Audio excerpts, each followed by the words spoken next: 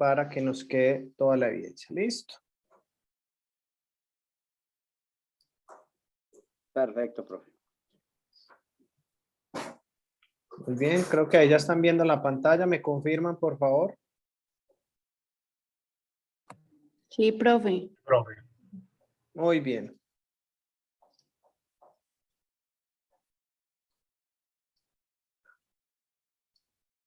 Perfecto. Entonces estábamos acá. Estábamos acá en ese tema y hablábamos efectivamente que en Colombia vendemos todos estos productos agropecuarios en granos 37%, tubérculos un 28%, hortalizas un 21% y frutas hablando de un 10%. Y plátanos, lo mencionábamos antes de que se nos cortara el internet, pues representa un 4%. Y ya vamos, ese ejemplo bastante grande. Hay una mayor preferencia de compras en granos, esta sobre las cadenas, y en fruta sobre tiendas y abastos. Es decir, hoy los consumidores tienen dos alternativas para comprar ese tipo de cosas. Granos está en las grandes cadenas comerciales, los grandes hipermercados, las grandes superficies, y las frutas se dan todavía en tiendas y algunos abastos más locales. Entonces mencionábamos y colocábamos el ejemplo del maíz. El maíz es un producto que de alguna manera representa importancia en los hogares. Nicolás manifestaba que a duras penas tenemos para el consumo humano, para el autoconsumo, y todo lo que estamos, y todo el maíz que estamos utilizando para la producción animal, pues tiene que ser traído. Creo que alguien mencionaba Brasil, si no estoy mal, ahí fue donde se me cortó un poco el internet, pero ¿qué otro país mencionábamos que traíamos maíz? Estados Unidos. Estados Unidos y Sí. México en parte. De Estados Unidos, creo que a través de la Bolsa de California, si no estoy mal, es que compra Colombia, si no estoy mal. ¿Es así o no? Sí, profe. Iowa, también traen bastante de Iowa. Muy bien, muy bien. Entonces, Estados Unidos, México también. ¿De dónde más traemos maíz? Ojo, Parte de Perú, parte de Perú. Perú también estamos trayendo. Bueno, no tenía claro si de Perú se traía, pero bueno, si lo dice Nicolás es porque de allá estamos trayendo. Entonces, miren, pues pasar de unos productos que en los años 60, 70 éramos líderes produciendo a ser dependientes en casi un 80% de otros países. Entonces, ahí pues la importancia de empezar a mirar cómo es ese comportamiento de esos productos. Miren, si nosotros esquematizamos un poco nuestra producción, por ejemplo, Zulma, que está allá en la sabana, ¿en dónde se producen las hortalizas y frutas en Cundinamarca y Boyacá, Zulma? ¿En qué zonas? Zulma está por acá. La cebolla en Aquitania, la papa en Sotaquirá. Ajá. Muy bien. En Antioquia, ¿dónde producimos hortalizas? Profe, en el oriente. En el oriente. Marinilla. En el oriente. Municipios del oriente, fuertes en hortalizas, ¿cierto? También algunos Sí. tubérculos, plátanos, se producen bastantes zonas. Muy fuerte, por supuesto, en Urabá y demás, frutas suroeste, ya lo mencionábamos.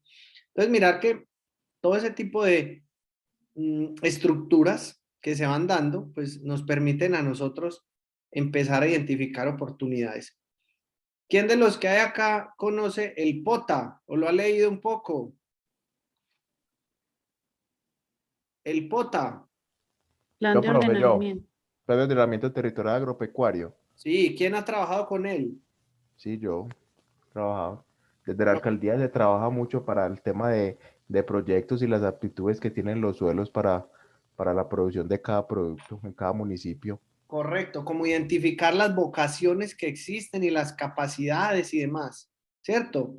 Sería importante hacer una revisión si eso que nos propone el POTA está alineado con la realidad de los municipios y si esa realidad también está alineada con los planes de gobierno y los planes de desarrollo que proponen los gobernantes locales, ¿cierto? Eso sería importante analizarlo porque a partir de ahí también hay unas apuestas interesantes entonces. ¿Listo? Muy bien.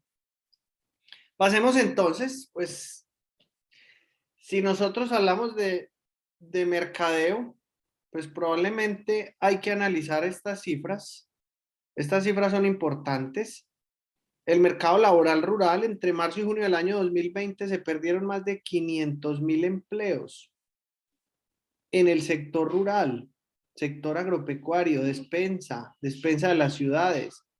Hubo una caída del 12.3% con respecto al año 2019. Nicolás, ¿solo el sector cafetero en Colombia emplea estas 500.000 familias, sí o no? Pues son 4 millones de empleos así directos, ¿sí? Imagínate. En la cosecha. Y Que realmente se pone a mirar, el comportamiento del 2020 y la zona cafetera realmente fue bendecida. Hay que decir lo que fue bendecida. sí, de hecho le fue bien por su producción y demás, pero hubo otros donde había empresas de transformación o mano de obra y demás que se vieron muy afectados. Y Entonces, sobre todo la parte del oriente fue muy golpeada por cuestión de pérdidas de empleos en la zona rural.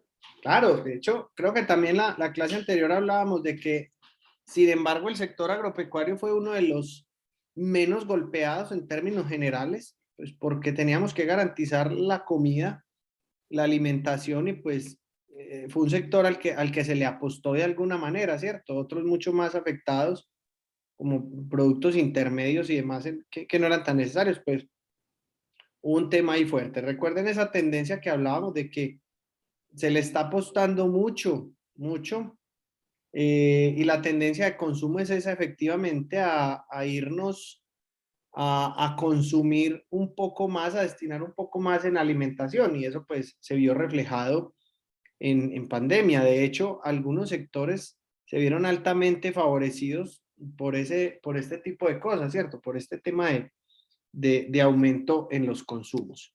Porque Muy bien. el aporte en el PIB fue interesante de la parte del sector rural.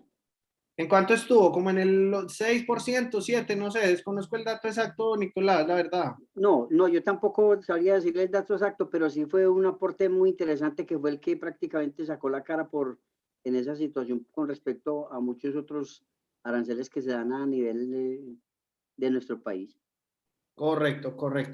De hecho pudo aportar, sí, algún dato cercano a ese, creo yo, 7%, 8%. No sé si alguien ahora nos averigua el dato y nos cuenta un poquito cuál fue el aporte del PIB agropecuario al PIB nacional, en este caso. Listo.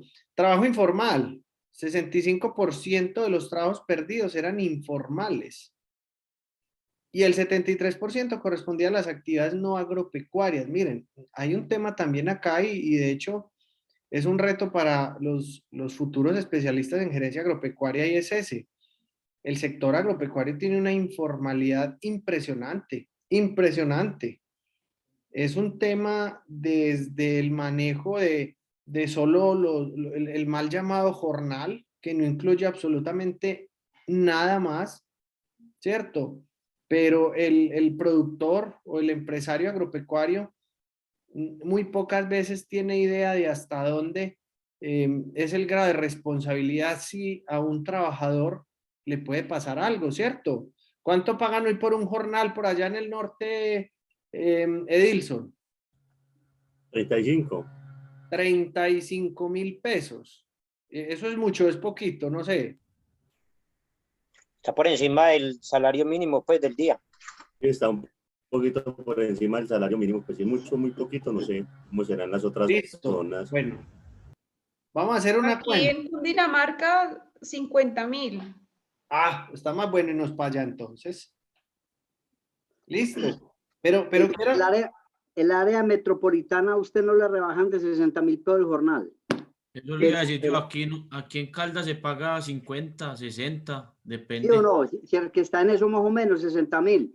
Pero entonces que hay un error muy grave de los que hacen eso porque no le exigen lo que es la seguridad social a esa persona que le está cobrando eso. Una persona de 60.000 pesos perfectamente debe estar incluido ahí todo ese factor prestacional, pero la gente no tiene en cuenta eso. Y ahí es donde vienen las famosas demandas y ¿por cuánto demandan? Por lo que les paga realmente, no solo el mínimo. Entonces hay una cantidad de cosas para uno atender ahí en ese aspecto. Ajá, correcto. De hecho, ese es un tema ahí como a discutir un poco, ¿cierto? Hay un tema, estaba aquí mirando algo para compartirles antes de seguir en el tema de pantalla, pero quería que hiciéramos esta cuenta. De hecho, voy a aprovechar acá, voy a aprovechar un poco porque no encontré una herramienta que quería. Pero quiero que hagamos un ejercicio,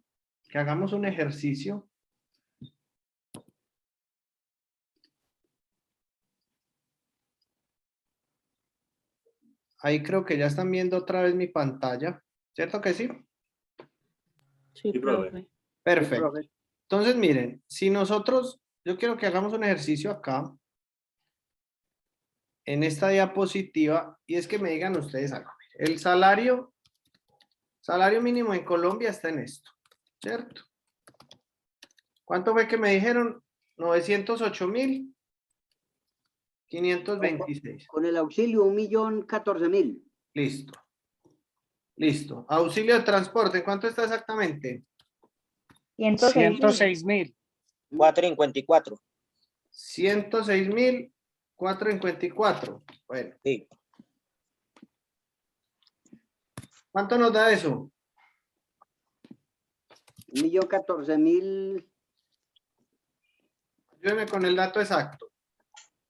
Es porque quiero que miremos esto y ustedes como gerentes tengan esto en cuenta.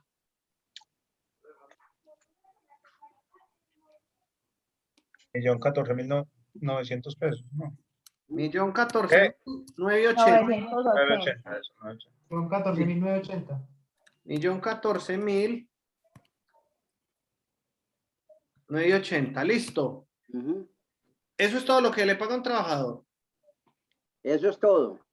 Muy bien. No. Pues no. Fuera las prestaciones sociales. ¿Qué me dicen de esto? Pues está Es como el 50. el 52%. Ojo, pues. Oiga, esto no lo vieron ustedes con la profesora María Eugenia. Claro, cesantías, ARL, Sí, todo. primas. Son como 223.000 pesos. Prestaciones. Ojo pues, ya me estaban preocupando. Esto es aquí a modo de recorderis nada más. Miren esto pues, para que miremos un ejercicio. En cesantías, se supone que las cesantías son Un sueldo al año. un salario completo por cada año o proporcional. Pero si lo vamos a sacar mensual, es como dividir un salario, ¿cierto? Que equivale al 100%. Y si eso fuera a sacarlo mensual, lo hacemos así, ¿sí o no? Eso quiere decir que da aproximadamente un 8.33%, ¿sí o no? La prima da exactamente lo mismo. Muy bien. Las vacaciones son medio salario por cada medio. La mitad. Medio salario por cada año. Listo. Y los intereses a las cesantías es el 12% de las cesantías por cada año. O el 1%. ¿Cuánto da esto? ¿Me suman esto, por favor? El 0.8. ¿Cuánto dan esta suma completa? Alguien que me diga, por favor. 21.82. ¿Cuánto? ¿21 qué? 82. 82. ¿Así? Sí, señor. Muy bien. ¿Qué más pagamos nosotros? Salud, pensión. Listo, pero al trabajador, ¿cuánto paga esto? 4%. ¿Y el empleador? 8. El 8. Muy bien. Ah, perdón, aquí me equivoqué. Esto es pensión. Muy bien. ¿Y cuánto paga aquí el empleador? Y no me acuerdo.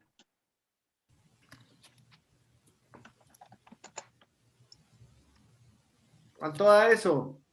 Miren pues, para que tengamos estos datos. ¿Y los parafiscales? Esto da 20,5%. 5. Muy bien. Y para fiscales, ¿cuáles son los parafiscales? Cena, IFE, Cofamiliar, caja de compensaciones. todo. Caja de compensación ICBF y SENA. y el ICBF, que sumándolos todos dan el 9% que tienen que hacer de aportes. Muy bien. 9% que tienen que hacer de aportes un empresario en Colombia. ¿Cuánto dan estos porcentajes? Más estos. Más estos. 51.3. 51.32, sí. Listo. Total. 51,32%, que bien Nicolás aproximó la cifra a un 52%. Listo. Entonces, ¿cuánto debería ser un salario mínimo en Colombia? ¿Cuánto le cuesta? 908.526, perdón, 1.014.980 por 1.5132, ¿cierto? Eso da 1.535.000, vamos a redondearlo así, ¿cierto? ¿Cuánto debería ser un jornal? ¿Ese dato dio 30 o no? 51.166, profe. Listo. Miren pues, si nosotros no pagamos eso, menos de eso es el mínimo. O sea, quería hacer toda esta cuenta solo para llegar a ese dato. Edilson, ¿cuánto me dijo que pagaban en Yarumal? 35-40. A que ni siquiera pagan el mínimo. No. Profe, y en Urabá se paga el 30.000. 30.000. Más bajo todavía, sí. Mucho más bajo. Profe, y ahí no se está incluyendo también de pronto la dotación. No, o sea, es que a esto le podemos Pues sumar. en los costos. Cierto. Digamos que esto en teoría es lo que en plata representaría un trabajador. En esto debería estar al menos un jornal para que incluyera todas estas cosas. Ajá. Esa es la conclusión que queremos llegar. La más aproximada es por allá, Zulma, en Bogotá. Y eso que ni siquiera lo hacemos. Y esto es un tema de informalidad en el sector agropecuario. Y con esto hay que tomar decisiones. Ojo, y lo digo por qué.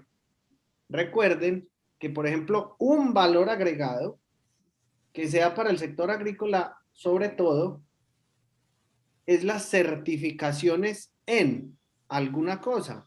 Y hay una puntualmente que sé que ustedes la conocen, que es la Fair Trade o certificación de comercio justo, que solamente para que usted le den esa certificación, sus trabajadores tienen que cumplir con todo esto. Y eso para poder acceder a mercados internacionales y tener unas oportunidades nuevas. Si eso no lo hacemos, olvidémonos que vamos a tener esa certificación. Listo. O sea, quería solo como llegar a esa cuenta con esta, de cuál debería ser el valor del jornal, teniendo en cuenta pues estos factores. Listo. Yo sé que era un repaso, con la profesora María Eugenia lo habían visto, pero es para que tengamos en cuenta cómo es esa dinámica nuestra en Colombia. Entonces miren que lo que estábamos hablando de esa cantidad de empleos que se pudieron perder en nuestro país, pues generan entonces unos temas ahí bastante importantes. Entonces miren que ese 73% del 65% total de los trabajos perdidos correspondía a actividades no agropecuarias. El 62% de las mujeres perdió sus trabajos en actividades no agrícolas, mientras que el 61% de los hombres perdió empleos agrícolas. O sea que, según eso, hay más hombres que mujeres trabajando en el sector agropecuario, según estos datos.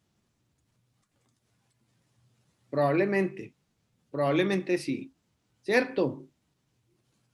Eso entonces nos empieza a nosotros a decir, bueno, ¿cómo voy a diseñar yo? ¿Cómo voy a establecer yo unos factores diferenciadores para un posible mercado internacional? Miren, si nosotros hoy le preguntáramos a un alemán por qué reconoce a Colombia, ¿qué creen ustedes que nos responden? ¿Qué creen? ¿Repites la pregunta, Rubén, por favor? Si le preguntamos hoy a un alemán o a un italiano, ¿qué reconoces de nuestro país? ¿O por qué es lo que más nos reconoces? ¿Qué nos La diría? coca. ¿La qué? La coca. Duro, pero muy real, ¿cierto? El café. Listo. Ese estuvo Las menos. mujeres. Santiago. Bueno, ¿por La qué más cosas? biodiversidad. Por las Biodiversidad. biodiversidad, café, mujeres, la coca, ¿qué más? Pablo Escobar. Ay, Dios mío bendito. Eso está muy asociado a la primera. Listo. Estas cosas empiezan uno a decir, bueno, solo uno de los que dijeron está en nuestro sector. Pero ¿cuándo nos van a decir los reconocemos por la calidad de su carne, por la calidad de su leche? Profe, Hola. en realidad dos. Uno es ilegal y el otro sí es legal. Porque si vamos a profundizar, eso es toda una organización con agrónomos y demás. Ah, bueno, si vamos a eso, sí, ¿cierto? Ambos tienen un trabajo de fondo muy fuerte. Mercadeo, también hay un mercadeo ahí intenso. También. Bueno, hay más. Lo que pasa es que ahí la demanda sí es muy alta. Sin hacer mucho marketing, ¿cierto? Pero sí, más o menos. Entonces, ahí pues pensar como en esos daticos. Esto fue un tema, obviamente, del año pasado.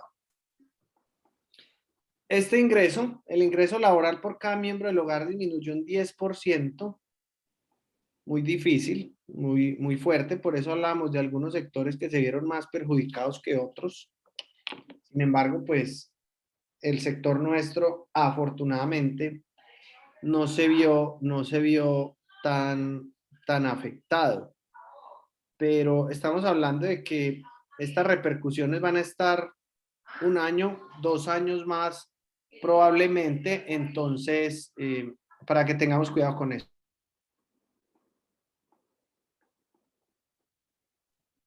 Muy bien, continuemos acá con este. Miren este, el empleo prepandemia, 64% de las mujeres trabajaban en actividades no agrícolas, 71% de los hombres trabajan en actividades no agrícolas. Y miren esta participación laboral, 64.7% en el sector urbano y el 58% en el sector rural. Más inactivo un poco el sector rural en temas de inactividad, más personas potencialmente activas, personas económicamente activas en capacidad de trabajar y no lo estaban haciendo, con ocupaciones similares del 57 y del 54, perdón, del 57 y del 54, mayor en el sector urbano. Lo que hablábamos en una diapositiva anterior, esto se da porque hay una mayor informalidad también en el sector agropecuario. Un 11% de tasas de desempleo en el sector urbano y un 6.5% en el sector rural. También mirándolo desde ese punto de vista de informalidad. Hay pocos sectores organizados de nuestro campo agropecuario, ¿cierto? Lo hablábamos algunos que están intentando conformar clúster o algunas iniciativas clúster, algunos sectores que están generando agroindustria, transformación y nuevos productos para nuevos mercados. Todo ese tipo de empresas pues están un poquito más constituidas, pero una gran mayoría están de manera informal. Miren esto. Esto fue un dato de la semana pasada, 30 de abril de 2021.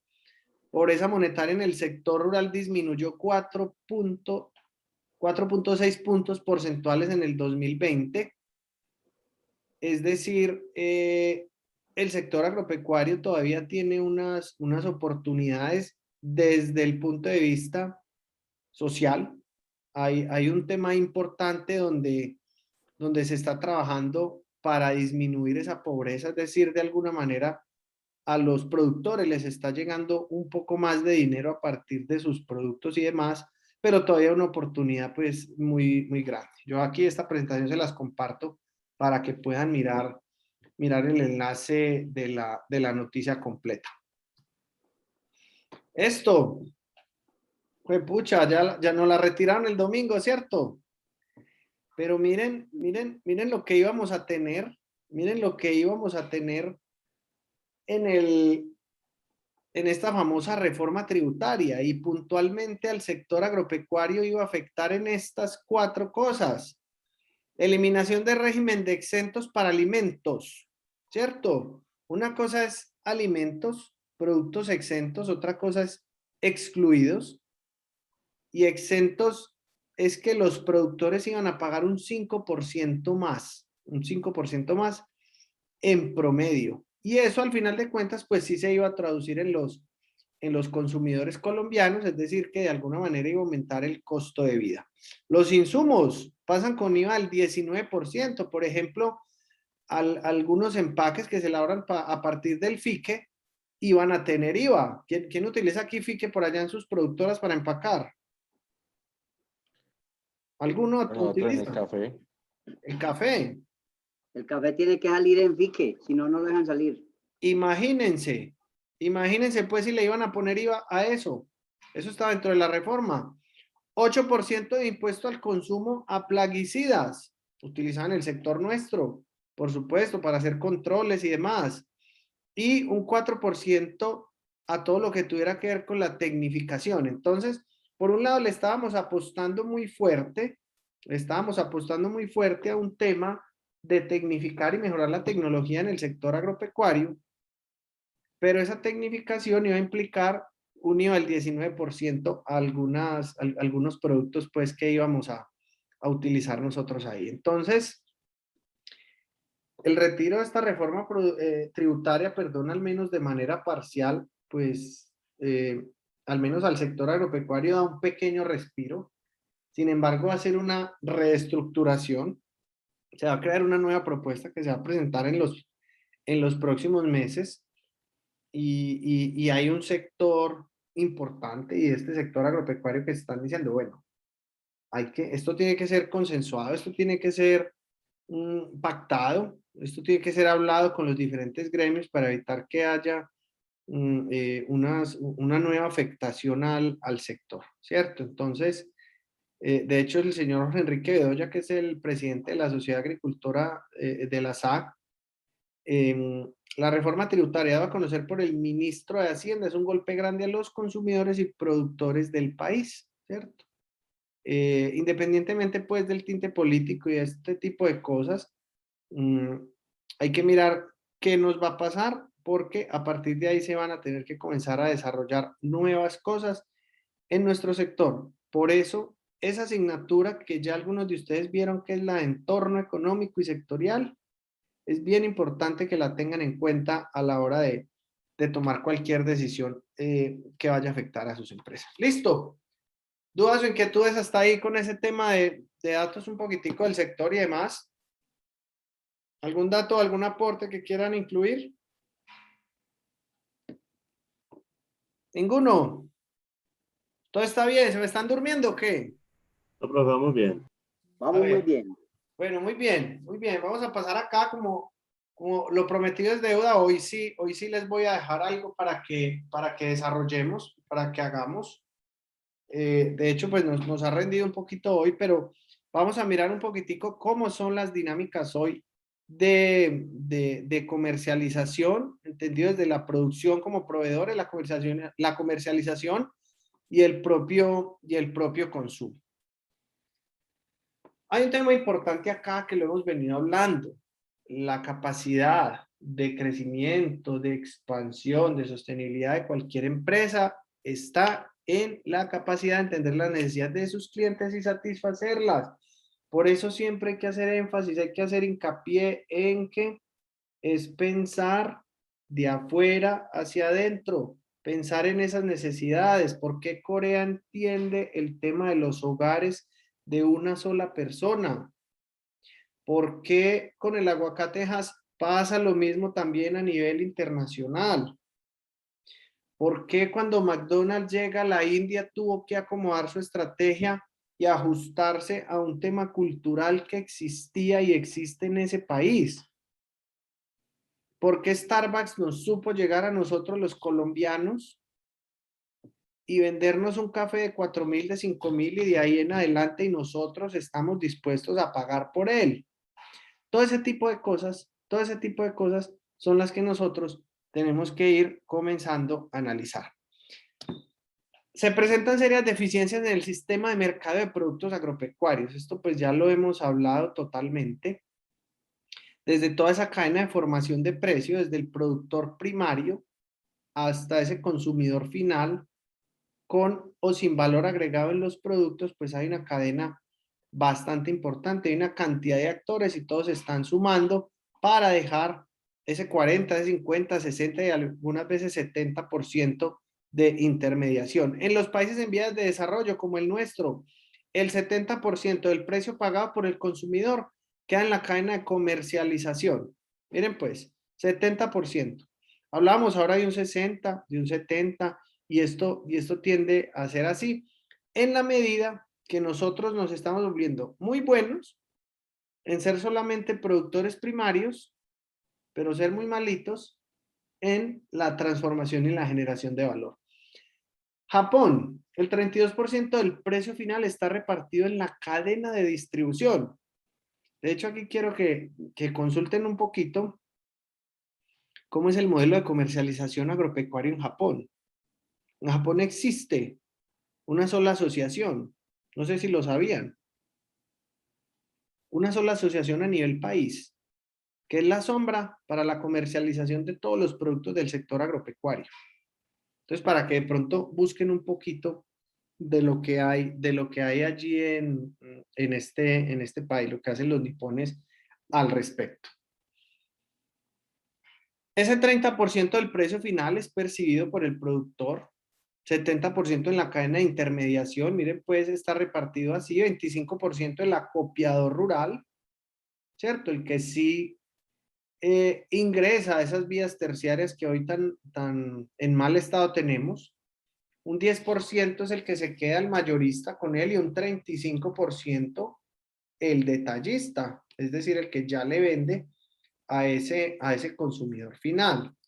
Miren pues cómo se va formando toda esa cadena de precios, es decir, que 100 pesos de café que paga un consumidor, solo 30 pesos está recibiendo el productor.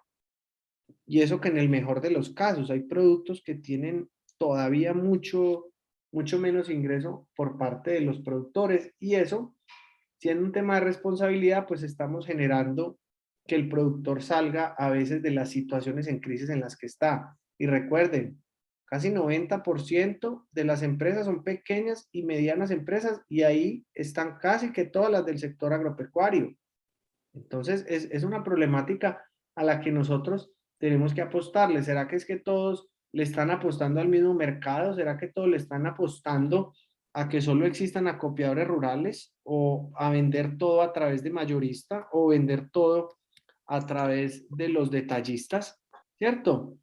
¿Qué estrategias diferenciadoras pueden hacerse y desarrollarse en este sector que no se estén haciendo ahora? porque en Colombia no empacamos ese banano así como les dije, en su grado de maduración del 1 al 7 y colocar en una estantería y que nosotros lo podamos adquirir así, ¿cierto? Ojo pues, Profe, señor. por ejemplo, aquí en Colombia contamos con 13 ingenios azucareros, 13. Y Ajá. solamente en estos momentos, a hoy 2021, el ingenio Providencia se dio la pela y vea que está produciendo azúcar orgánica y tiene 3 mercados potenciales, Estados Unidos, Alemania y Francia. Ujú. Y le va a ir súper bien, téngalo por seguro. Sí. Téngalo por seguro porque es un mercado en crecimiento. Contame, Julián. No, y de paso es que una vez, por ejemplo, todo lo que hemos venido hablando pues durante el curso, este tema de mercadeo, una vez pues se lleva sorpresas de que uno dice, bueno, pues la gente de dónde tiene como esa idiosincrasia o esos pensamientos, y es con relación al azúcar. Por ejemplo, el azúcar, si uno me pone a ver, pues yo que ya llevo 12 años en el sector azucarero, yo veo que los ingenios azucareros no son fuertes, digamos, en publicidad como una Coca-Cola o lo que venimos hablando de McDonald's, las cosas, no. Entonces, por ejemplo, cuando yo estaba haciendo el trabajo de grado, uno llega y le decía a la gente, bueno, ¿usted qué azúcar le gusta más en el tema de mercadeo? Y la gente siempre decía, no, para mí la azúcar más buena y la más limpia es la azúcar morena, lo que llamamos pela morena. y, y uno pues por dentro pues solamente estamos haciendo un trabajo y uno decía, bueno, por ello es porque dice que la azúcar morena es la más limpia, sí es la que lleva más químico. Entonces uno ve que sí hay mentalidades o zonas donde la gente se casa con un azúcar. Por ejemplo, aquí en Risaralda son muy buenos para consumir azúcar morena, que es de Incauca y de Río Paila. Pero no es que la azúcar morena sea la más buena, antes la más dañina. Imagínense. Esos Julián, son, de hecho, bueno, ¿quién más va a decir algo? yo no sé, son mitos que se generan o sea, como con respecto a los productos. Por ejemplo, como el mito que hay con el cuento de que los champiñones reemplazan la carne. Ajá. Eso es un mito que hay, pero que Z no va a entrar nunca a desmentirlo. La gente tiene esa creencia de que los champiñones reemplazan la carne, y eso es totalmente falso. Lo que menos aporta el champiñón dentro de su valor nutricional es proteína. Y la gente cree que el champiñón reemplaza la carne, y así lo compran que porque reemplaza la carne. O sea que eso es una estrategia de mercadeo, no contar de verdad. No, porque el En Z teoría. no está diciendo mentiras, o sea, es una creencia que hay y Z no va a entrar a desmentir eso. Claro, claro, es verdad, es verdad. De hecho, hay otra que recuerdo y es la gente que dice que es mejor el huevito colorado que el blanco. Ah, sí. Ejemplo, ese es Eso es verdad, otro. profe. ¿Ah? ¿Es verdad, Julián? Sí. Ya, nutricionalmente no tiene No tiene ninguna nada que ver. diferencia. Nada. Nada.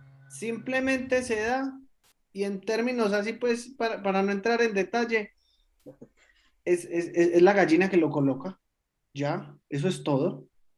Puede que una sea blanca, puede que una sea de raza colorada y demás, pero en sí el huevo como tal es el mismo. Y en Colombia se consume más el huevo de color, el oscuro, pues el pintado, que el blanco. Y eso es por una Profe, creencia también. yo le tengo un ejemplo, profe. Contanos. Yo trabajé pues casi toda la vida pues, en palma de aceite. Sí. Y coloquialmente la gente compra el aceite porque lo ve cristalino, ¿no? Sí, señor. Entre más Totalmente. claro, mejor para el comprador. Eso es cierto. Y eso va en contra pues de las propiedades. Entre más claro, menos betacarotenos. Imagínense. Ese es un buen dato. Y de hecho muchos consumidores somos así, yo creo. Sí. Que nos guiamos es por el color, ¿cierto? Muy bien, Total, muchas total. gracias. Verdad. Sí, sea, se empieza a dar una creencia, ¿cierto? Unos mitos, unos paradigmas que se van creando en los consumidores, pero pues se vuelven un potencializador para ventas, ¿cierto? Miren, una empresa, siguiendo con ese de huevos, una empresa creó su propuesta de valor en torno a el de la yema roja. ¿Saben de quién estoy hablando? Santa Reyes. Otra parecida. Pero ¿quién estaba hablando de eso? Final. Y los huevos igualitos, ¿sí o no? Y los huevos igualitos, pero ellos vendieron eso y la gente de alguna manera compró esa idea. Y así quedó, y así quedó. Y mucha gente dice, ah, no, es que estos son los de la yema roja, entonces compremos estos, ¿cierto? Se van con esas propuestas de valor, tampoco están diciendo mentiras, pero pues se están basando en algo creado. ¿Listo? La agricultura emplea más del 50% de la fuerza de trabajo en los países en vías de desarrollo. Miren, que pesar las comparaciones, pero a veces toca hacerlas. Pero en Colombia, decir que somos productores agropecuarios no tiene tanto peso como si tú lo dijeras en Estados Unidos. Tristemente es así. En Estados Unidos, el que es agricultor, el que es un granjero, el que es un productor pecuario, tiene una calidad de vida muy grande, muy grande. En Colombia no. En Colombia muchas veces hemos estigmatizado y el sector agropecuario en muchos sectores puede ser sinónimo de pobreza. Tristemente, es así, que lo digan ustedes que han recorrido muchas partes y han estado en varias empresas. Así es como lo vemos nosotros. La industria del comercio dependen de ella como fuente de materias primas. La tasa de crecimiento de la población en países en vías de desarrollo crece el 3%, mientras la tasa de crecimiento en zonas urbanas es del 4%. La desigualdad entre ingresos del sector urbano y rural, perdón aquí que me faltó, la desigualdad entre ingresos en esos países en vías de desarrollo es poca. Perdón, en países desarrollados, en países en vías de desarrollo, pues vemos el ejemplo de Colombia, que nosotros acá sí tenemos unas desigualdades muy, muy grandes, ¿cierto? De hecho, pues sectores un poco menos favorecidos. Entonces, teniendo en cuenta eso, ojo pues que aquí empiezan a salir las primeras estrategias. ¿Qué busca el cliente? ¿Qué busca el cliente? ¿Qué le hará su vida o trabajo más fácil? ¿Qué le hará su vida o trabajo más fácil? Muy bien, pongamos este ejemplo. El caso hipotético de una mujer de 30 años, madre, cabeza de familia, 2 hijos, trabajadora, con un salario de 5 salarios mínimos, separada. Sus hijos tienen 9 y 7 años respectivamente. Eso se llama segmentación. Lo que estamos haciendo, entender al cliente. ¿Qué le puede hacer su vida más fácil a ella o su trabajo en productos que nosotros podemos ofrecerle? Eso es un segmento de cliente. De hecho, esto que les conté, ese ejemplo que les puse es como en un equipo comercial o en un equipo de dirección de mercadeo se puede comenzar a pensar para el desarrollo de nuevos productos y nuevas ideas.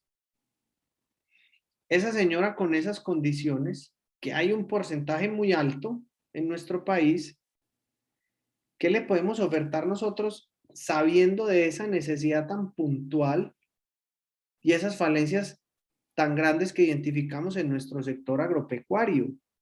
¿Qué le vamos a llevar a ella? Le vamos a llevar productos de conveniencia, le vamos a llevar productos más elaborados que le permitan a ella un trabajo más fácil o invertir menos tiempo a la hora de hacer sus alimentos y demás. Eso es lo que nosotros tenemos que empezar. ¿Cómo la empresa debe orientar esa capacidad para suplir esta necesidad? ¿Será que nuestras empresas donde trabajamos están orientadas, y quiero que se lo pregunten ustedes mismos, ¿será que las empresas están orientadas al mercado o están orientadas a la producción? ¿A qué estarán orientadas? ¿Al mercado o a la producción? Y al mercado ¿será que está identificando nuevas necesidades de clientes? ¿Estará identificando nuevas oportunidades y estaremos ajustando esa producción a eso que está pasando? ¿Cierto? Ese tipo de cosas son las que hay que preguntar. ¿Qué medios se requieren para que el cliente acuda a nuestra empresa y no a la competencia? Otra pregunta puntual. Justo y bueno, acabo de presentar ante las autoridades que se va a acoger a la ley de insolvencia. Se vino a competir con otro muy fuerte, también del mismo segmento, y probablemente sus estrategias no fueron suficientes, su política no fue suficiente, y ahí va a tener que entrar en esa ley de insolvencia mientras sus competidores del mismo segmento están creciendo, ¿cierto? Ojo pues con eso. Y muchas veces las estrategias, de hecho lo vamos a ver, las estrategias no siempre están enfocadas en un producto de excelente calidad, porque hoy, 2021, la calidad no es un factor diferenciador. Hoy la calidad no es un factor diferenciador. Hoy la calidad se supone que ya están todos los productos. Entonces el factor diferenciador tiene que estar más allá. Hoy un factor diferenciador sí está, es en la capacidad y la disponibilidad de un producto y la eficiencia con la cual podamos nosotros ofrecérsela a ese consumidor. Entonces, hay unas actividades principales de mercadeo, según el profesor Gonzalo Telles de la Universidad Nacional, existen algunas, y son estas. Hay funciones de acopio, de almacenamiento, de transformación, de clasificación, de estandarización, de empaque y de transporte. Y les cuento que en cada una de ellas hay estrategias.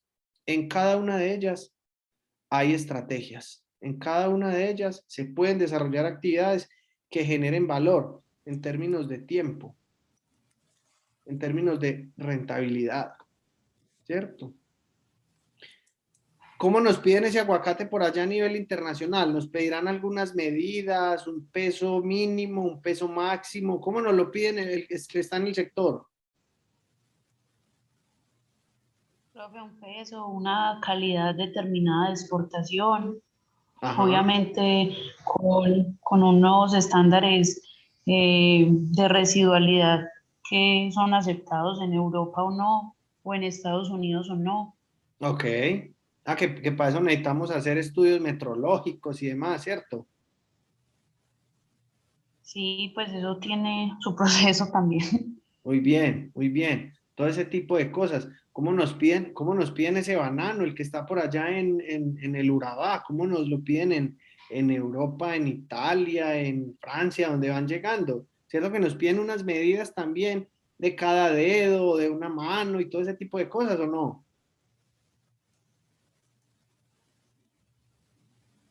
El que está en Urabá se nos fue. Bueno, muy bien. Claro, pero el gramaje no Profe, puede aquí estoy. excederse. Ah, bueno, ¿y cómo nos piden ese banano allá? ¿Cierto que nos piden unas medidas puntuales o al menos unos rangos de medida? ¿Cuántos dedos por mano? ¿De cuánto debe pesar la caja? Todo ese tipo de cosas, ¿o no? Inclusive en el mismo racimo del plátano o del banano, ya está establecido cuál es el de exportación y cuál es el de comercio nacional, que es el del Ajá. CEN. la parte del CEN. Totalmente, muy bien. Funciones de intercambio, también se pueden hacer estrategias, es decir, compra y venta, la determinación de los precios. Esta determinación de precios es un factor crucial, por eso la importancia de que los productores sepan, conozcan cuánto les cuesta producir algo, es fundamental. Si eso no está claro, no hay estrategia que de aquí en adelante vaya a servir. No hay estrategia que de aquí en adelante vaya a servir porque no hay claridad en temas. Así no hay claridad. Si el retorno de cualquier inversión de marketing es difícil, imagínense hacerlo si no hay establecidos unos costos de producción, por supuesto, ¿cierto? Recuerden que de hecho la determinación de los precios de nuestro sector, al ser productos del sector primario, están en su mayoría determinados por los factores como oferta y demanda. Entonces, si hay mucho, el precio baja, si hay poquito, el precio sube y otra vez vuelve y juega y empieza a fluctuar ese precio, ¿cierto? Pero ustedes no han visto que cuando hay un valor agregado, esa fluctuación de precio es mucho menor y se sostiene con términos de tiempo, ¿cierto? Eso es importante entonces. Entonces, si establecemos unos precios, ya sea por costos de producción o por oferta y demanda, pues entonces esté lo suficientemente claro. Y hay unas funciones que permiten facilitar, es decir, la información de precios y mercados, el tema de financiamiento, ya hablamos del CIPSA la clase pasada, temas de financiamiento a través de todas las entidades que existen hoy para eso y de posibles inversiones, aceptación de riesgo, promoción en mercados y demás, y todo lo que hay ahí, pues, que permitan tener esas funciones físicas y funciones de intercambio muy claras. ¿Cómo se agrega valor entonces? Hay varias formas entonces, y de cada una de ellas también hay, por supuesto, una cantidad de estrategias que se pueden desarrollar. Entonces, en términos de utilidad de tiempo, regular la oferta de productos, es decir, almacenamiento de granos. De hecho, cuando empezó la pandemia el año pasado, una de las quejas de los consumidores era que algunos comercializadores, por ejemplo, de arroz y de algunos otros granos, sabían lo que se venía y comenzaron a generar un almacenamiento para una vez el producto estuviera escaso, pues poder aprovechar el aumento en los precios, ¿cierto? Y obtener unas utilidades mucho mayores. Este es un tema que se puede regular, entonces, en términos de tiempo, es una forma de mantener y de regular un poco los precios, ¿cierto? Al mantener una oferta estable, con esa demanda que ya hay de manera estable, eso va a permitir entonces que se regule el precio. La utilidad del lugar, poner los productos donde son más necesitados, Esto es un tema netamente de distribución física, un tema netamente logístico. Si los productos están allí donde el consumidor los requiere, en el momento exacto, pues es obviamente una oportunidad muy grande que van a tener de generar en esos consumidores una recordación importante a la hora de estos productos y demás. La utilidad de forma se refiere básicamente a la capacidad que existe de ofrecer un producto o servicio al mercado, ¿cierto? Para satisfacer una necesidad puntual, un requerimiento puntual que tengan esos consumidores. Y la utilidad de posesión simplemente se refiere a la capacidad que tienen las empresas de establecer dentro de sus consumidores, dentro de sus clientes, para que adquieran ese producto o servicio. Digamos que esa de posesión está un poco ligada a las tres anteriores de forma, lugar y tiempo, pero es básicamente para que el cliente pueda acceder a ese producto y servicio y, por supuesto, a partir de ello, pues genere un voz a voz. Miren, cuando veamos el tema de estrategias, hay una estrategia fundamental en muchas partes, en muchos productos, en muchos servicios, que es el famoso voz a voz, ¿cierto? Ese voz a voz es importante a la hora de nosotros entregar un producto o servicio, y hablo de un tema de restaurante, un restaurante recomendado, ay sí, ve, puedes ir a este lugar, este es un lugar súper chévere, súper rico, muy bueno, un servicio excelente, entonces es un tema de recomendación. Ay, ¿dónde quieres estudiar? No, quiero estudiar en tal institución, en tal universidad, eso sea a través del voz a voz. Y entonces también eso, pues desarrolla un tema acá importante. Listo. ¿Puedo pasar alguna inquietud hasta acá? ¿Vamos bien? No se me duerman, yo sé que está un poquito tarde, pero les prometo que no nos vamos a ir las 4 horas. ¿Listo? Porque sé que a esta hora ya vamos estando cansados. Muy bien. Miren esto entonces, unas características de esa producción agropecuaria. La producción es dispersa. Nosotros tenemos departamentos altamente productivos en Colombia. Boyacá, Cundinamarca, Antioquia, los Santanderes, algunas zonas del Llano, el Valle del Cauca, Nariño. Bueno, digamos que también donde precisamente está la mayor cantidad de personas, ¿cierto? Cundinamarca tiene no sé, como el 10% de la población, aproximadamente de la población en Colombia, o un poco, no, creo que más, está como en el 20%, lo que dice la cuenta mal. Eso genera, por supuesto, que alrededor de esos grandes centros urbanos se comience a producir la mayor cantidad del sector agropecuario. Oferta inestable. Nosotros, a pesar de que no tenemos un tema de producción estacionaria, de estacionalidad en temas de clima, pues sí tenemos una oferta que es un poco inestable y está un poco estandarizada, por lo que hablábamos.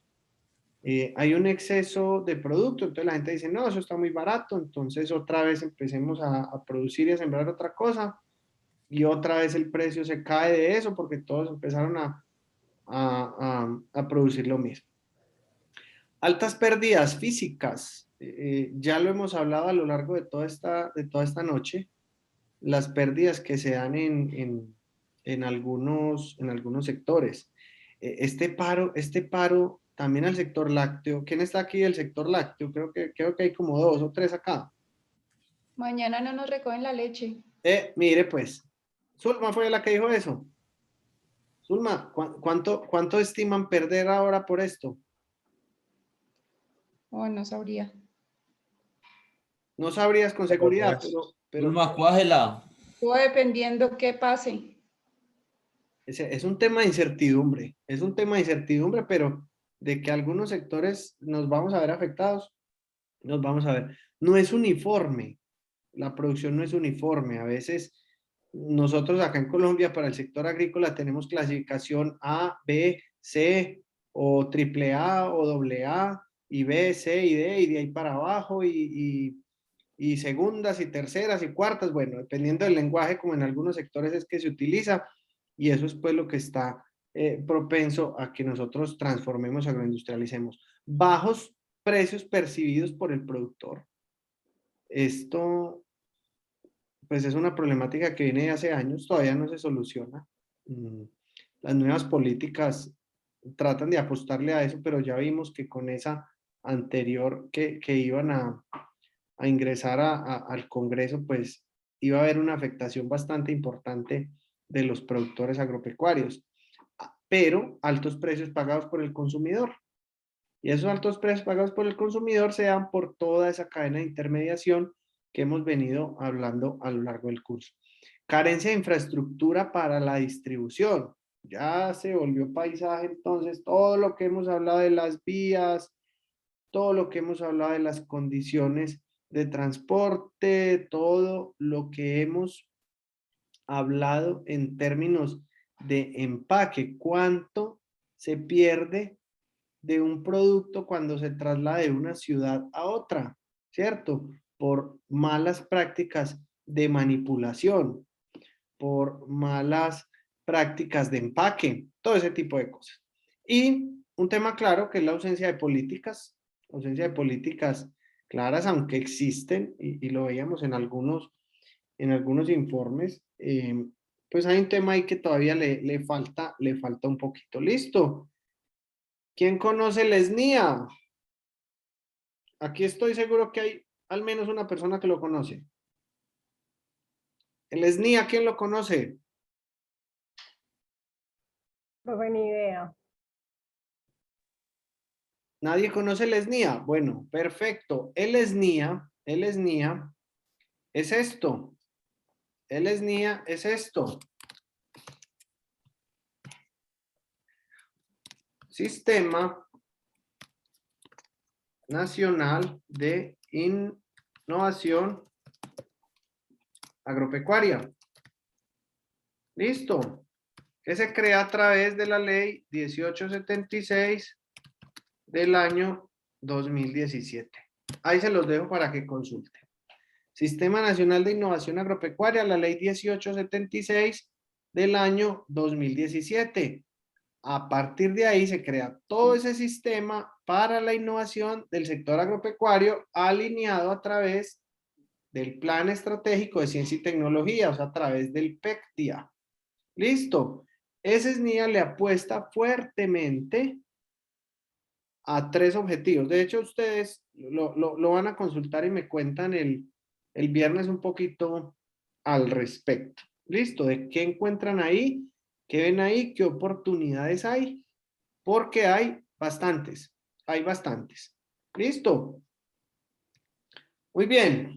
Entonces empecemos con esto. Esto de manera muy general, para dejarles una actividad pequeña y ya terminar. Esto ya es lo último que tenía para el día de hoy, pero básicamente hay unos tipos de mercados que en la actualidad rigen en nuestro país, que son mercado de productores, de mayoristas, de detallistas y las bolsas agropecuarias, que ya los hemos identificado, entendiendo entonces que por acá está quedando un 30% apenas.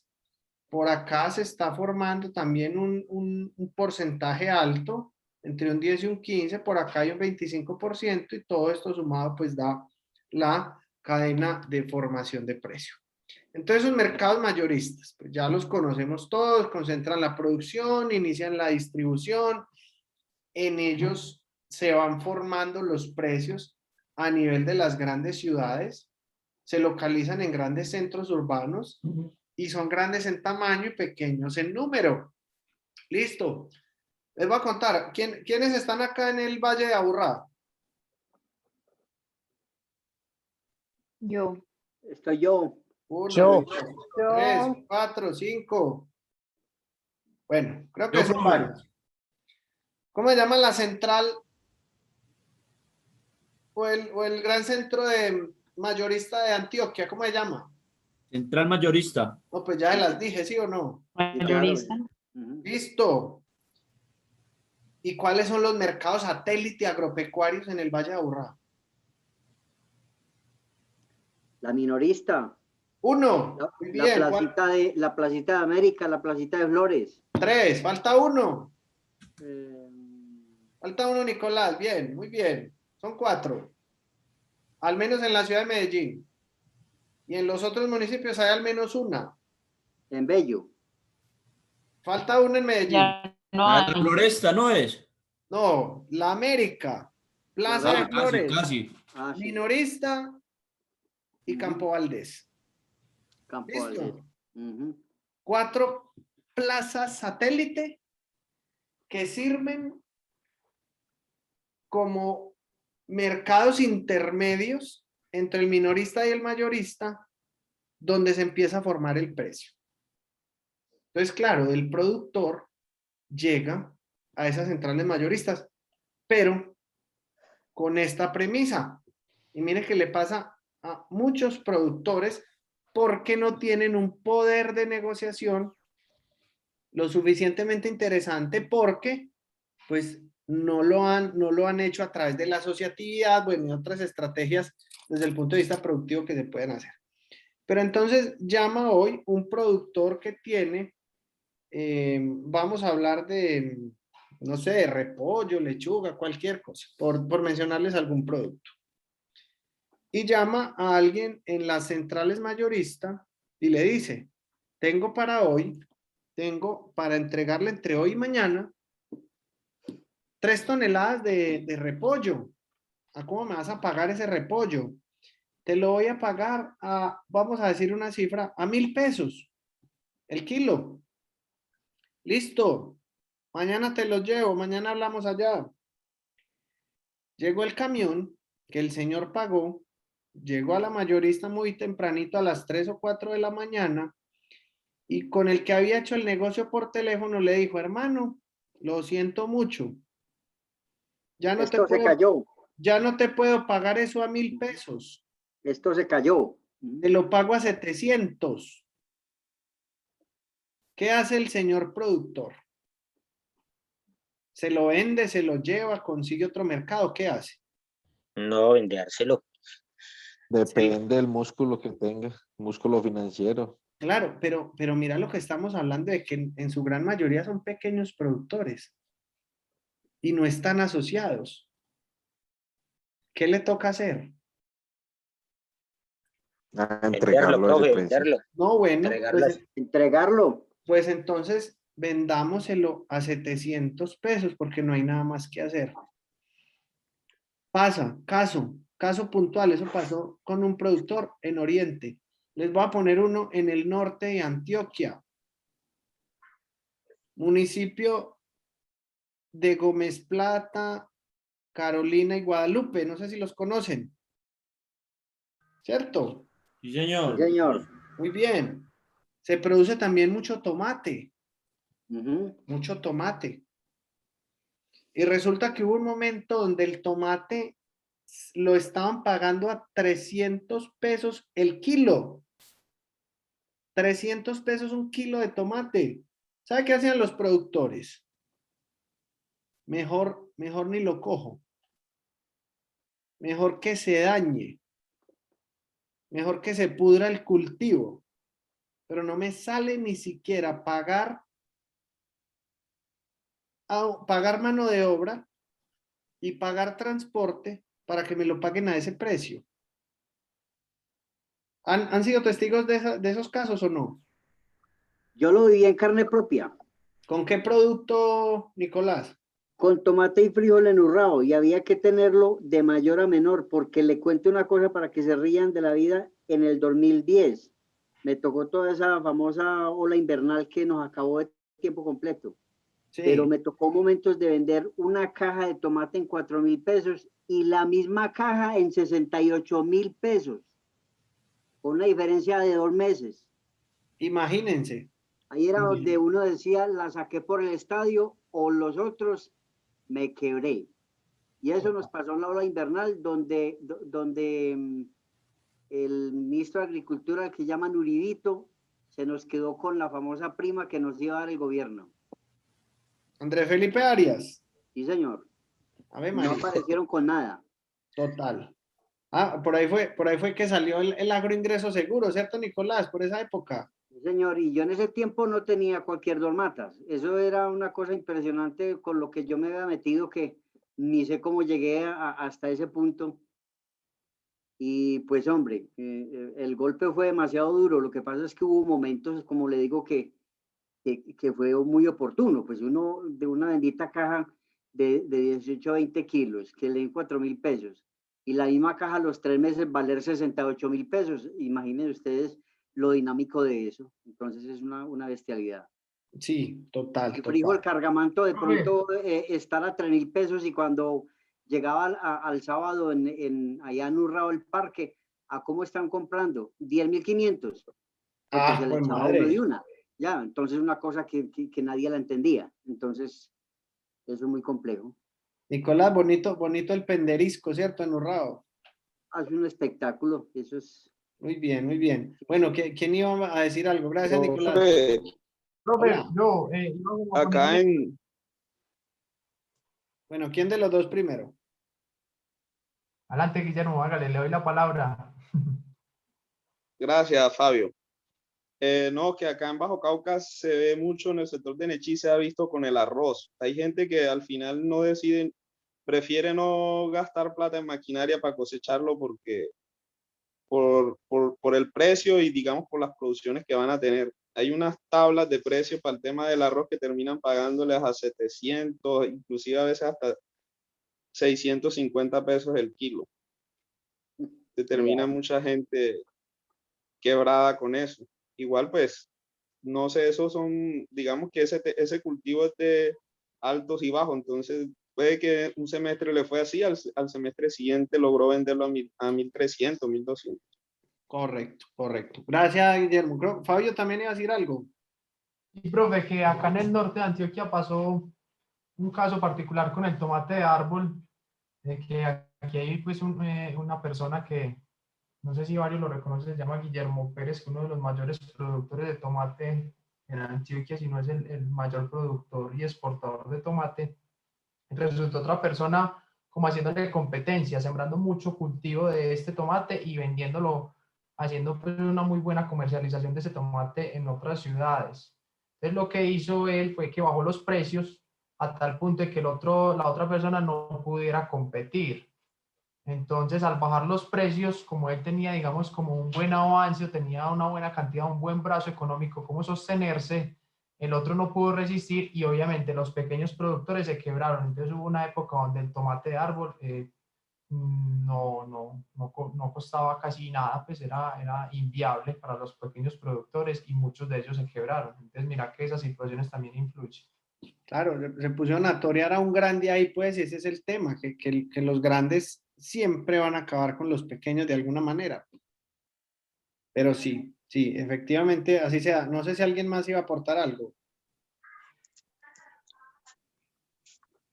Profe, pues yo tengo una situación particular y es que no podemos desconocer pues como las bandas, digámoslo así, de esas plazas. Que una vez conocido llegó con un viaje de aguacate a la plaza, le aplicaron como el ejemplo que usted dijo, no, ya no se lo puedo pagar a lo que negociamos, se lo voy a pagar a la mitad de lo que negociamos. Y el hombre dijo, no, ¿yo qué voy a hacer? No, yo no se lo voy a vender. Y a todo mundo el que llegaba a comprar aguacate, venga, no compre, venga, yo se lo regalo. Y lo regaló todo allá mismo en la plaza. Y cuando salió de la plaza lo alcanzaron 2 motos. Y venga, amigo, ¿usted qué fue lo que hizo? Por acá no se vuelva a aparecer. Y le pegaron su amenazada. Ay, hijo de madre. Grave, muy, muy delicado el tema. Claro. O lo de la cebolla, recuerden que tenía su propio clan. El cebollero. Sí, señor. Sí. Sí, y funciona con varios productos así. Sí, en las plazas, sobre todo en la plaza mayorista, se maneja una mafia de los precios de los productos. Vea, hay un tema crucial ahí importante y tocan eso, y es un tema social, tema de orden público, que a veces por más soñada que usted tenga una estrategia de marketing, se la tumba cualquier cosa de esas. Les voy a contar algo. Hace unos 9 años, 10 años, el gerente de la fábrica de licores de Antioquia en su momento lo decía públicamente: nosotros vendemos aguardiente en toda la ciudad, menos en el barrio El Salvador. Él lo decía. ¿Y por qué? Porque en el barrio El Salvador, en su momento, existían los alambiques y las producciones artesanales y todos los tenderos del barrio debían comprar ese trago.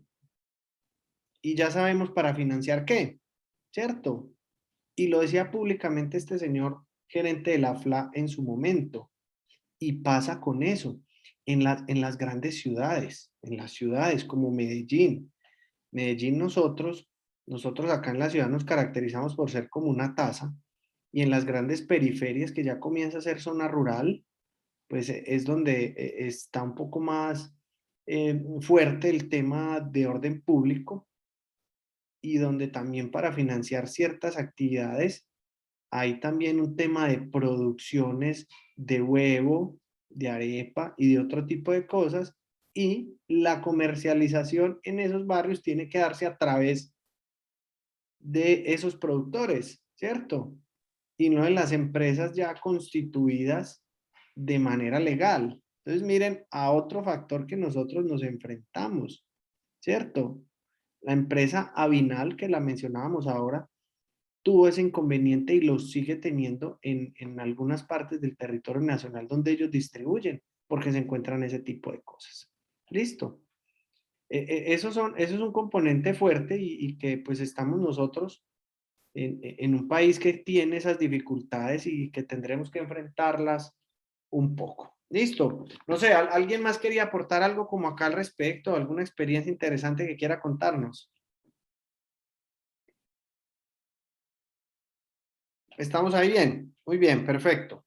Continuemos entonces. Estos mercados más detallistas son las minoristas en plazas de mercado, ya lo que hablamos de tenderos, expendedores especializados, carnicerías, fruver, todo lo que hablábamos ahora de distribución y las tendencias que hay hoy en esto, el tema de supermercados, de los hipermercados, digamos que eso, ahí es donde pagamos un poco más solo por el hecho de estar dispuestos los productos de una manera diferenciada y de una manera importante. Miren, por ponerles ejemplos, el Éxito segmentó su mercado de una manera clarísima y puntual con 3 estrategias a nivel de expansión, con 3 segmentos, perdón, a nivel de expansión.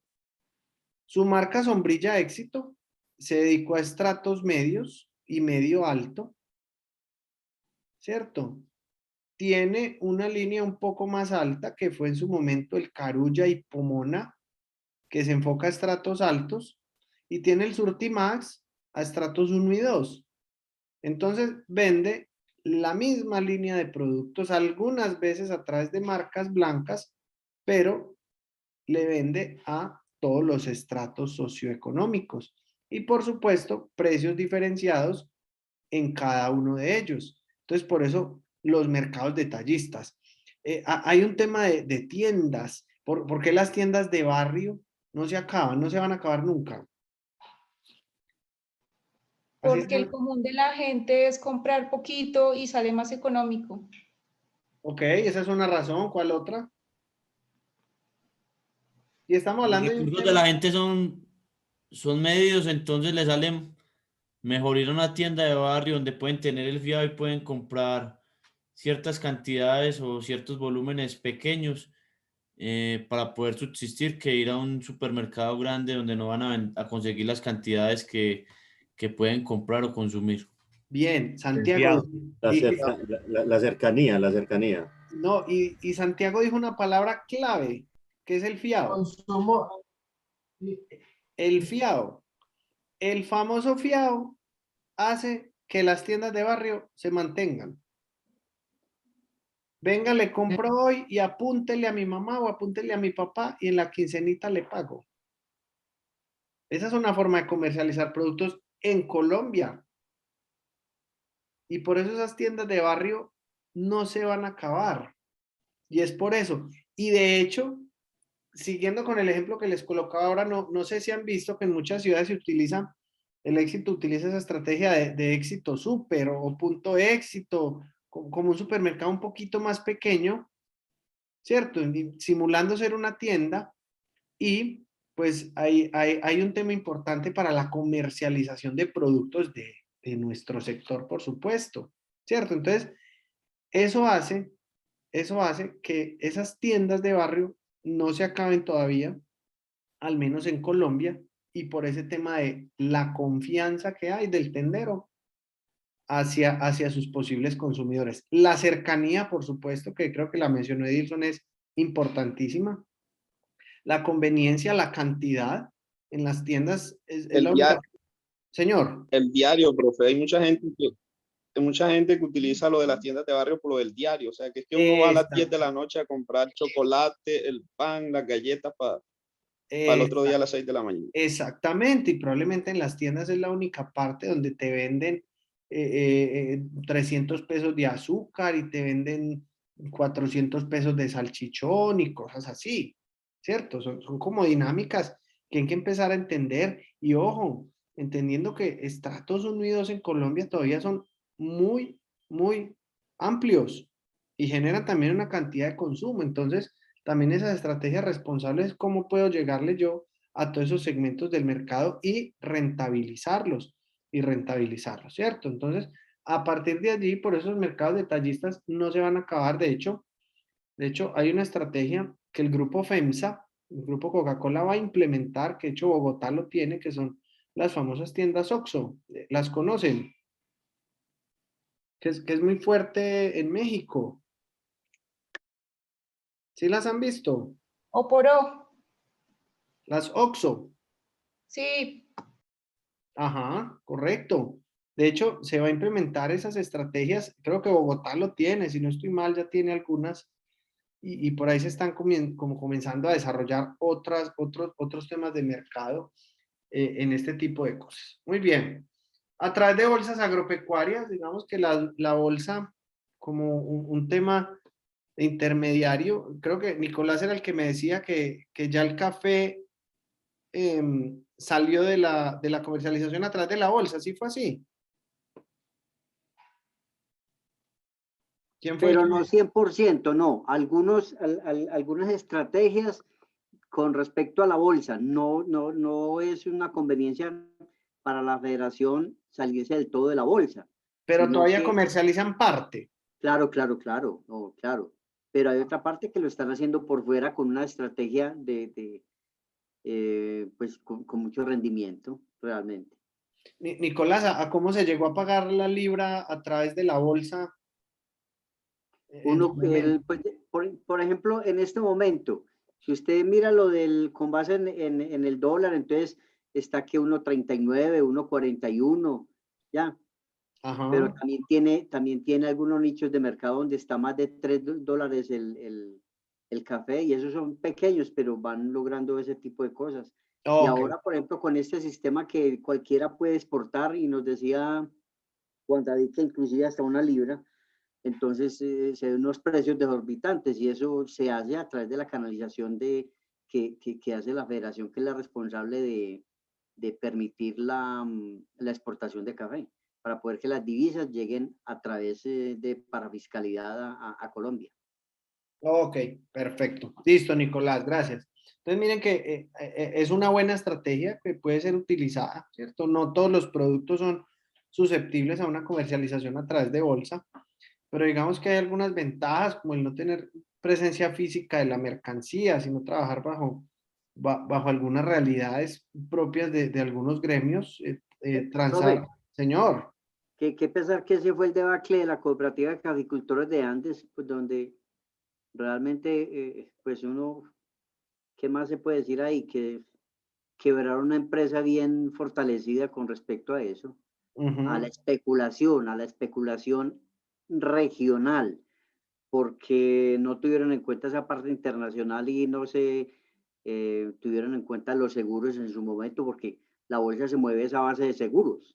Claro, por supuesto. Y entonces especularon más de la cuenta, y hicieron bendiciones. Uno de los aporreados duro ahí, yo creo que Juan David, que tienen, son cafeteros en esa zona. Él debe saber más de esa parte, porque pues todos esos pobres cafeteros perdieron sus aportes, y eso pues da tristeza mirar cómo juegan con esa parte ahí.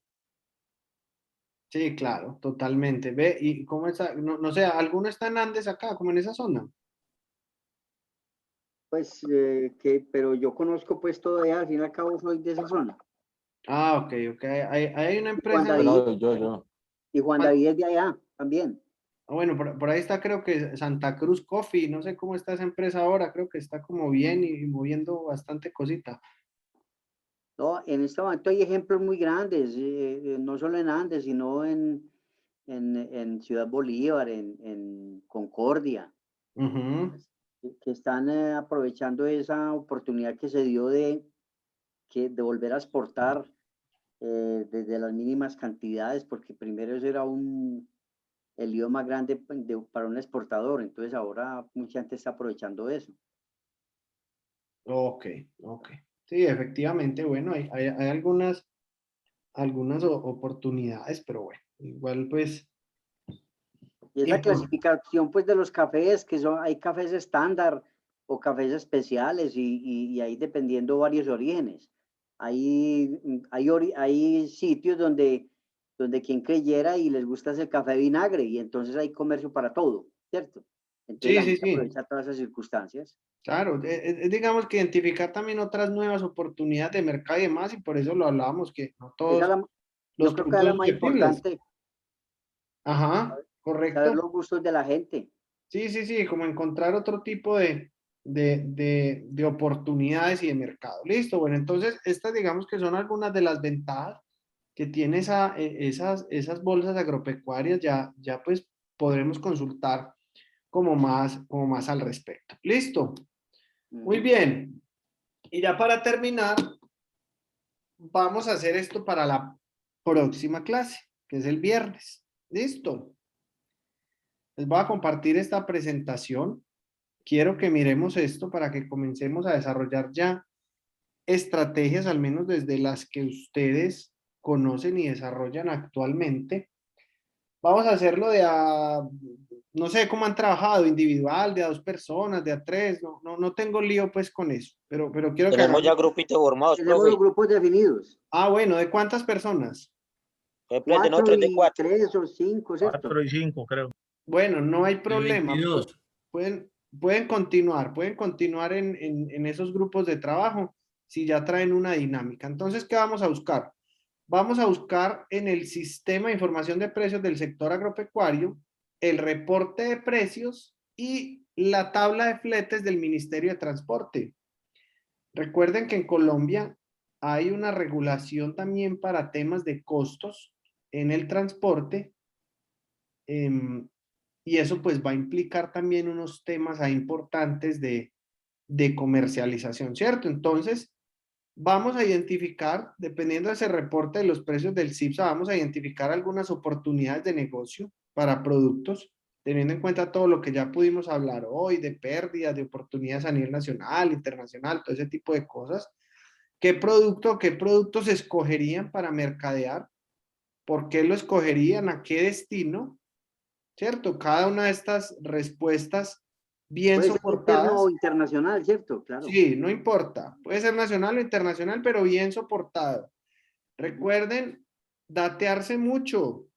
No me digan, profe, al Líbano, porque al Líbano estamos llevando mucha carne de Colombia porque es muy buena. No, eso no es una justificación.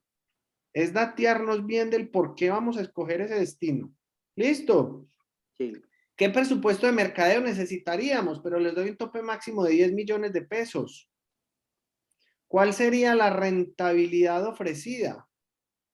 Teniendo en cuenta si podemos encontrar datos de costos de producción y le sumamos a eso tema de transporte y logística, bueno, todo lo que ustedes consideren que esté ahí detrás.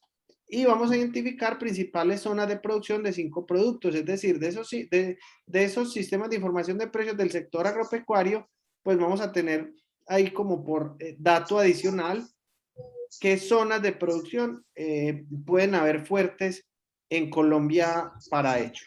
¿Listo? Ah, bueno, a nivel nacional, perfecto. Listo. Profe, una pregunta. Hola. ¿Tope máximo de 10 millones o mínimo? Máximo. O sea que si se requiere de mayor inversión, no Pero ojo, podrías. estamos hablando, María Laida, para temas de mercadeo. ¿Listo? Ah, ok. Carla, yo soy Carla, profe. Ah, perdón, Carla, las confundo, qué pena. Tranqui. ¿Listo? Ah, ok. Estamos Para hablando mercadeo, o sea, para mercadeo. Exactamente, exactamente. Ok, gracias. ¿Listo? Queda claro, organicemos esto, esta es una primera actividad, el primer entregable que les decía. Bueno, yo no les hablé la clase pasada de cómo iba a ser el tema de evaluación, pues de manera clara, pero creo que para que lo hagamos fácil, el número de actividades que hagamos, todas van a tener el mismo porcentaje. ¿Listo? Es decir, si hacemos 4, cada una tiene el 25. Si hacemos 3, cada una tiene el 33.3. Para que salgamos fácil de la nota, ¿les parece? De una, profe. Sí, señor. ¿Están de acuerdo todos? Señor. Me parece muy bien. Profe, Sí, profe, está bien. se pueden negociar los tiempos, profe. Los tiempos. Sí, digamos, yo le digo porque del pues yo trabajo. de lunes a viernes, sí, de lunes a viernes recuerdo, o sea, trabajo hasta tarde, entonces a ver si de pronto me queda el fin de semana solo para trabajar y adelantar los informes. Ah, ok, o sea, estaría que con esta está difícil para el viernes. Es para ver si de pronto la podemos entregar por ahí el lunes o algo así, que realmente nosotros nos reunimos. Sí, profe, para trabajar el lunes, Dale. el fin de semana, porque pues, de lunes a viernes yo me paso viajando, entonces me queda muy difícil. Yo quería que esta la socializáramos, que la sustentáramos en clase. Ah, ok. Bueno, sí. Y la verían muy difícil para el sábado. Pues normalmente lo que es Alexis, Steven y Juan David y yo nos reunimos sábado y domingo, por lo que dice Alexis, porque Juan David también tiene su dificultad en esa finca donde trabaja. Entonces, por eso bueno, es que... Listo, pero este sería el caso de un solo grupo. ¿Y los demás? No había Profe, la problema. verdad, pues yo también, así como Alexis, yo toda la semana estoy viajando. Pues yo Ajá. llego el viernes a conectarme de la casa, pero en semana, sí, por ejemplo, en este momento estoy haciendo un esfuerzo grande por estar en clase. Entonces sí me Listo. queda complicadito. Bueno, entonces, bueno, vamos a hacer una cosa pues, muy sencillo. Vamos a terminar de cumplir el compromiso del libro para esta semana. ¿Listo? Listo, Vamos a leer ese libro el viernes. El viernes yo les doy la clase que tengo preparado, por supuesto. El sábado seguimos también con un tema de clase y sacamos un espaciecito pues para que hagamos esto, que yo sé que esto ustedes en 1 hora o en 1 hora y media lo pueden hacer. Y lo sacamos dentro de clase para que lo podamos sustentar, porque yo quiero que estemos todos, porque pueden surgir cosas importantes y cosas muy chéveres entre todos los equipos de trabajo. ¿Les parece pues? ¿El libro lo sustentamos también en el grupo? No, el Sí, libro señor. no hay que sustentarlo, el libro es para Ah, ya. ustedes, pero la idea es que conozcamos porque hay unas cosas desde el comportamiento del consumidor bien interesantes también. Sí. ¿Listo? ¿Les parece si lo hacemos así pues? De una, profe. Perfecto, profe. Listo, profe, hágale de una, de una. ¿Alguna Hágale. objeción? ¿Todos están de acuerdo? Aprobado. ¿Quién no está de acuerdo? Pero perdón, pero estamos hablando de lo del trabajo de esta actividad que nos pusiste. Sí, bueno, repito pues Nicolás y todos para que estemos conectados nuevamente. Sí. El libro no hay que sustentarlo. Perfecto. Pero que sí quede como un compromiso terminal de leerlo para el viernes. ¿Listo? Sí, señor. El viernes vamos a dar clase normal. El sábado también comenzamos con clase normal y dentro de la clase del sábado sacamos un espaciecito de 1 hora, 1 hora y media para que ustedes hagan este taller. Y ya después de eso lo sustentamos. ¿Listo? Listo, profe. Listo, profe. Bueno, ¿hay alguien que no esté de acuerdo? ¿Todos están de acuerdo? Sí, profe. Sí, señor. Sí, señor. Bueno, prendo acá para despedirme. Cuídense mucho. Les deseo Gracias. una feliz noche, muchos éxitos. Muchas gracias. Gracias, profe. feliz Gracias, noche. profe. Gracias, Por feliz favor, noche. Muchas gracias, feliz noche. los que me Profe, falten en el mañana archivo, está por favor, lo completan, ¿sí? Sí, profe, ¿usted va a estar en la universidad mañana? No, Nicolás. No. Ni mañana ni pasado. Ojo, mañana, de hecho, mañana está convocado otra vez a nuevas marchas y nuevas cosas, entonces cuidémonos mucho. Hombre, Ya estoy preocupado. ya se unieron los productores, ya salió un panfleto donde se van a unir el paro agrario. Sí, entonces Y cuidémonos para el mucho. campo, Profe Rubén, es que estoy estar como preocupado yo con ahorita ese la cheque ropa. aquí, hombre. Nicolás, ¿y por qué? No, mañana no va a haber nadie en la universidad por eso, pero creo que el jueves sí. Bueno, me va a tocar el jueves, porque es que me da pena, pues, por un lado, y el otro, vos sabés, por razones obvias. Yo, por ejemplo, pues, para salir de acá, pues yo debo contar con mi familia, porque es que esto está muy delicado. Realmente el contagio es una cosa impresionante y yo debo respetar esos puntos de mi familia porque son compromisos que tenemos. Total, Entonces, es cierto. para poder salir de acá y irme directo allá, pues tengo que mirar bien en forma el protocolo y mi trabajo me lo exige. Si yo me voy a mover de aquí de mi casa, yo tengo que meterme a un sistema y colocar todo el por qué voy a salir, a qué horas y más o menos la hora de regreso. Entonces, mira que eso es bueno, pero me implica a mí una cantidad de cosas. Y entonces me muero la pena, pues, porque... Hagamos una cosa, Nicolás, hagamos algo. Yo mañana te voy a averiguar con el área contable a ver qué otra cosa podemos hacer. Sí, porque ese cheque salió fue a nombre de la corporación. Hágale. Eso no sale a nombre mío y quiera, sino que salió a nombre de la Universidad Lasallista. Hágale. Mañana te averiguo y miramos qué hacemos. ¿Listo? Y que fuera que uno pudiera decir que va a consignar un Bancolombia, tiene que ser con pico y cédula. ¿Cómo le parece? Listo.